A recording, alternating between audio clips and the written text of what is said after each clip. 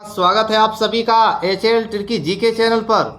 तो हम चर्चा करेंगे हिंदी के अंतर्गत कुछ महत्वपूर्ण और परीक्षा उपयोगी प्रश्नों पर। जी हाँ, संज्ञा, सर्वनाम, क्रिया, विशेषण, अव्यय, वाच्य, काल, कारक और मात्रिक, छंद, रस और अलंकार कैसे पहचाने कि कितने प्रकार के होते हैं। जी हाँ, परीक्षा में ये छोटी छोटी चीज़ें गलत हो जाती हैं, कंफ्यूज कर देती हैं। तो आइए पहचाने कि संज्ञा, सर्वनाम, कारक कितने प्रकार के होते हैं और भी ट्रिकी अंदाज में पहचाने। जी हाँ, इस वीडियो को पूरा शुरू से अंत तक देखिए, बिल्कुल आज के बाद आप भूल जाएंगे। जी हाँ, अगर हमारे चैनल पर आप नए हैं तो हमारे चैनल को आप सब्सक्राइब कर दीजिए। जी हाँ, आपके राइट हैंड पर जो सब्सक्राइब लिखा हुआ है रेड कलर में, उसको आप क्लिक कर दीजिए। इसमें कोई पैसा नहीं लगेगा। जी हाँ, आने वाले वीडियोस की सूचनाएं आपको तुरंत मिल सकेंगी। जी हाँ, अगर अच्छा लगे वीडियो तो कमेंट्स करके हौसले को बढ़ाते रहिएगा। इससे भी अच्छे वीडियो आने वाले समय में फिर मिलेंगे आपको। जी हाँ, देखिए संज्ञा कितने प्रकार की होती हैं, कैसे याद करें कि संज्ञा कितने प्रकार की होती हैं। जी हाँ, आज के बाद आप भूल जाओगे, ये मेरी गारंटी है। जी हाँ, देखिएगा ये कितना लिखा हुआ है, ध्यान से देखिए ये कितना लिखा हुआ है। ये क्या लिखा है, ये लिखा हुआ 5। क्या लिखा हुआ है, ये 5 लिखा है। अभी देखिएगा ये 5 गायब हो जाएगा। जी हाँ,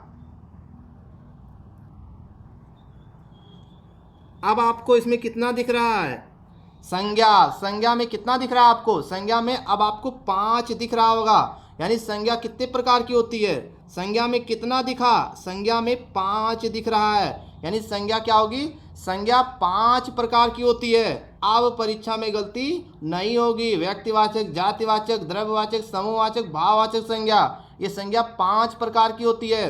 अगर पूछा गया अर्थ के आधार पर संज्ञा कितने प्रकार की होती है तो आपको बताना होगा संज्ञा 5 प्रकार की होती है। अब शब्द को देखते ही आपके दिमाग में आ जाएगा। देखिए दूसरा तरीका कैसे पूछा जाता है। ये कितना संख्या लिखा हुआ है, ध्यान दीजिएगा, ये 3 लिखा हुआ है। कितना लिखा है, 3। इसको देखिए ध्यान से क्या बनता है ये। जी हाँ, ये बन गया उत्पत्ति। अगर ये पूछा गया कि उत्पत्ति के आधार पर संज्ञा कितने प्रकार की होती है तब आपको बताना होगा 3 प्रकार की होती है। रचना के आधार पर संज्ञा कितने प्रकार की होती है तब भी बताना होगा 3 प्रकार की होती है। रचना, रा, चा, ना, 3 शब्द है। तो रचना के आधार पर, उत्पत्ति के आधार पर संज्ञा कितने प्रकार की होती है, 3 प्रकार की होती है। और संज्ञा विशेष होती है, संज्ञा विकारी भी शब्द होती है। संज्ञा का शब्द शाब्दिक अर्थ होता है नाम। जी हाँ, अब बात करते हैं सर्वनाम की। जी हाँ, सर्वनाम को कैसे पहचाने। सर्वनाम, देखिए सर्वनाम क्या लिखा हुआ है, सर्वनाम यानी सबका नाम। सर्वनाम कितने प्रकार के होते हैं, देखिए इसमें जादू क्या है। देखिए सर्वनाम कितने प्रकार के होते हैं, कभी नहीं भूलेंगे। जी हाँ, सर्वनाम में कितना दिख रहा है, सर्वनाम में आपको 6 दिख रहा होगा। ये जो उड़नवा रा है उसको 6 बना दिया मैंने, थोड़ा सा मोड़ दिया। अब ये परीक्षा में गलती नहीं होगी। ये छोटी छोटी चीज़ें परीक्षा में गलती भी हो जाती हैं। जी हाँ, सर्वनाम 6 प्रकार के होते हैं। पुरुषवाचक, निश्चयवाचक, अनिश्चय, संबंध, प्रश्न, निजवाचक। तो ये क्या है, सर्वनाम 6 प्रकार के होते हैं। सर्वनाम एक प्रकार का विशेष शब्द है, सर्वनाम विकारी शब्द है। जी हाँ, इसके अलावा देखिएगा सर्वनाम के बाद में याद करना होता है। नेक्स्ट पॉइंट देखते हैं क्या है, लिखा हुआ है क्रिया।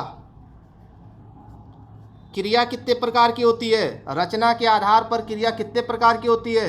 इसमें देखिए ट्रिक क्या बनेगा, यहाँ पर ट्रिक बनेगा, एक ये हो गया और दूसरा शब्द ये हो गया। क्रिया 2 प्रकार की होती है। क्रिया कितने प्रकार की होती है, रचना के आधार पर क्रिया कितने प्रकार की होती है, 2 प्रकार की होती है। एक सकर्मक होती है और एक होती है अकर्मक। सकर्मक यानी साथ जिसके कर्म होता है वो सकर्मक होता है, अकर्मक में कर्म नहीं होता है। तो ये क्रिया पहचानने का तरीका हो गया। इसके अलावा अब बात करते हैं नेक्स्ट पॉइंट की। देखिएगा ये कितनी संख्या लिखी है, ध्यान दीजिए कितना लिखा हुआ है, ये 4 लिखा हुआ है। अभी ये 4 भी गायब होगा, देखिएगा अब ये कितना दिख रहा है इसमें। जी हाँ, विशेषण में आपको कितना दिख रहा है, विशेषण में आपको 4 दिख रहा होगा। तो विशेषण कितने प्रकार के होते हैं, विशेषण 4 प्रकार के होते हैं। विशेषण 4 प्रकार के होते हैं, गुणवाचक, संख्यावाचक, परिमाणवाचक, सार्वनामिक या संकेतवाचक विशेषण।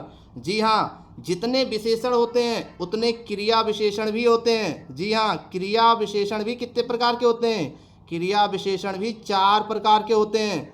जी हाँ, इसमें भी आपको मिलेगा क्या, 4, ये देख लीजिए ध्यान से, कभी गलती परीक्षा में नहीं होगी। याद करना सबसे कठिन काम है। तो जितने विशेषण होते हैं उतने क्रिया विशेषण भी होते हैं। क्रिया विशेषण 4 प्रकार के होते हैं, स्थानवाचक क्रिया विशेषण, परिमाणवाचक, कालवाचक, रीतवाचक क्रिया विशेषण। ये हो गया तरीका। इसके अलावा अब बात करते हैं नेक्स्ट पॉइंट की। देखिएगा ये क्या लिखा हुआ है, इसको देखिए, अव्यय। अव्यय कितने प्रकार के होते हैं, जल्दी बताइए। नहीं याद आ रहा, कोई बात नहीं। एक शब्द ये हो गया, दूसरा ये हो गया, तीसरा ये हो गया, चौथा ये हो गया। अव्यय भी 4 प्रकार के होते हैं, 2, 3, 4। अव्यय कितने प्रकार के होते हैं, 4 प्रकार के होते हैं। क्रिया विशेषण अव्यय, संबंध बोधक अव्यय, समुच्चय बोधक अव्यय, विस्मयादि बोधक अव्यय। जी हाँ, अव्यय 4 प्रकार के होते हैं। इन सबसे संबंधित जो टॉपिक है आप प्लेलिस्ट में आप जाकर के विस्तृत जानकारी कर सकते हैं। अव्यय के बारे में, क्रिया विशेषण के बारे में, विशेषण के बारे में, सर्वनाम संज्ञा के बारे में विस्तृत चर्चा की गई है। आप प्लेलिस्ट में जा करके वहाँ से आप विस्तृत जानकारी कर सकते हैं। ये याद करने का सिर्फ एक तरीका बताया जा रहा है, जुगाड़ आपको बताया जा रहा है, ताकि परीक्षा में गलत ना हो। जी हाँ, लोग खूब पढ़ते हैं और खूब गलती भी करते हैं। ये क्या लिखा हुआ है, इसको देखिएगा। अभी ये क्या बनेगा, ये बनेगा समोसा। सब लोग मिलकर खाना इसको। ये क्या लिखा हुआ है, समोसा। क्या बोलेंगे, तुतला के थोड़ा बोलिए। समोसा यानी समास कितने प्रकार का होता है, समोसा से समझना है समास।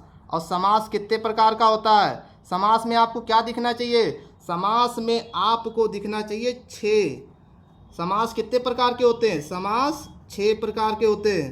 समासा, समास क्या बनेंगे इसको, समास। समास 6 प्रकार के होते हैं। तत्पुरुष समास भी 6 प्रकार के होते हैं, ध्यान रखिएगा। अब बात करते हैं नेक्स्ट पॉइंट की। जी हाँ, अब देखिएगा ये लिखा हुआ है वाच्य। क्या लिखा है, अब बताइए वाच्य कितने प्रकार के होते हैं। इसको जानने के लिए वाच्य 3 प्रकार के होते हैं, 1, 2, 3।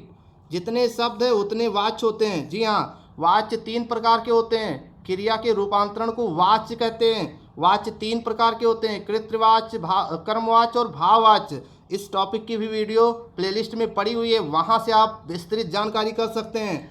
वाच्य के बाद बात आती है काल की। जी हाँ, काल किसे कहते हैं, टेंस किसे कहते हैं, जल्दी बताइए।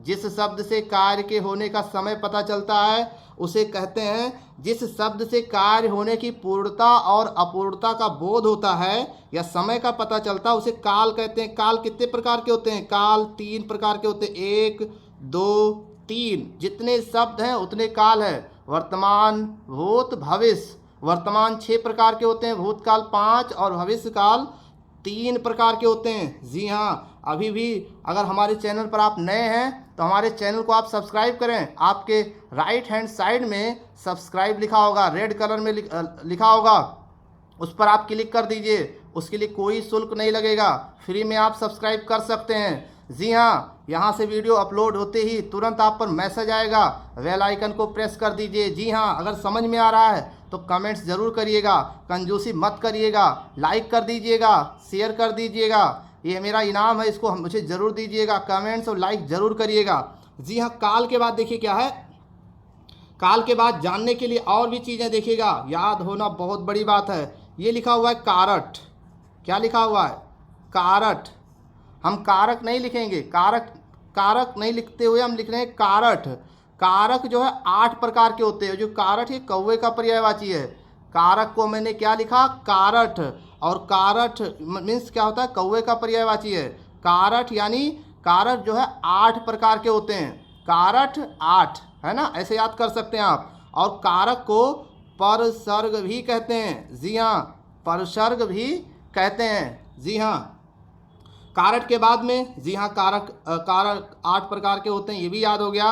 अब याद करेंगे पद। पा से पद, पा से 5। पद कितने प्रकार के होते हैं, 5 प्रकार के होते हैं। पा से पद, पा से 5। अब वो पांचों पदों के नाम भी बता दीजिए क्या होता है। जी हाँ, संज्ञा, सर्वनाम, विशेषण, क्रिया और अव्यय, ये है 5 पद। अब बात करते हैं नेक्स्ट पॉइंट की। जी हाँ, रस की संख्या कितनी होती है, ध्यान से देखिए, कभी गलती नहीं होगी। रसों की संख्या कितनी होती है, कितना लिखा हुआ है, अभी नहीं समझ में आएगा। रसों की संख्या होती है 9। नहीं विश्वास होता तो देख लीजिए। रसों की संख्या कितनी होती है, 9 होती है। तो रसों की संख्या कितनी होगी? 9, कभी गलती नहीं होगी। जी हाँ, नो मिस्टेक। अब बात करते हैं, देखिएगा, अब लिखते हैं निपात। निपात भी अव्यय की तरह होता है। जी हाँ, इस शब्द पर भी कोई प्रभाव नहीं पड़ता। निपात कैसा होता? अव्यय की तरह होता। आविकारी शब्द है। निपात भी एक आविकारी शब्द है, ये अव्यय की तरह होता है। जी हाँ, इसके बारे में जानने के लिए आप प्लेलिस्ट में जाइए, वहाँ प्लेलिस्ट में निपात के बारे में बहुत अच्छे से समझाया गया है। ना से निपात, ना से नौ। निपात कितने प्रकार के होते हैं? 9 प्रकार के होते हैं। देखिए, याद करने का सबसे अचूक तरीका, जी हाँ, कभी नहीं भूलेंगे। छोटी छोटी चीज़ें लेकिन परीक्षा में बहुत बड़ा रोल प्ले करती हैं। अब देखिएगा, अब याद करना है मन बस। अगर ये याद हो गया तो समझ लीजिए कि बहुत बड़ी चीज़ आपको याद हो जाएगी। कैसे याद करें? देखिए, माँ से हो जाएगा मात्रिक छंद। माँ से क्या होगा? मात्रिक छंद। ना से क्या होगा? नौ। मात्रिक छंद कितने प्रकार के होते हैं? 9 प्रकार के होते हैं। वा से हो जाएगा वार्णिक छंद। वार्णिक छंद कितने प्रकार के होते हैं? 7 हो जाएगा, 7 प्रकार के होते हैं। तो मन वश, अगर मन आपके वश में है तो समझ लीजिए कि मात्रिक छंद 9 प्रकार के, वार्णिक छंद 7 प्रकार के होते हैं। अगर थोड़ी सी जानकारी इसके बारे में भी जानकारी कर लें, मात्रिक में मात्रा गिना जाता है। जैसे लिखा हुआ राम, जी हाँ, तो इसमें एक गुरु होगा, एक लघु होगा। और जैसे लिखा हुआ राम, अगर वार्णिक गिनना है तो इसमें एक वर्ण और ये 2 वर्ण। तो वार्णिक में वर्ण गिना जाता है, मात्रिक में मात्रा गिना जाता है। ये थी महत्वपूर्ण जानकारी हिंदी से संबंधित। हमारे चैनल को आप सब्सक्राइब करें, इसके बाद भी कुछ महत्वपूर्ण नए नए वीडियोस आने हैं। अगर आप चैनल को सब्सक्राइब करेंगे तभी आपको सूचना मिल पाएगी। हमारे वीडियोस अगर आपको पसंद आए तो हमारे चैनल को लाइक करें, कमेंट्स करें और शेयर करना ना भूलें। बहुत बहुत धन्यवाद।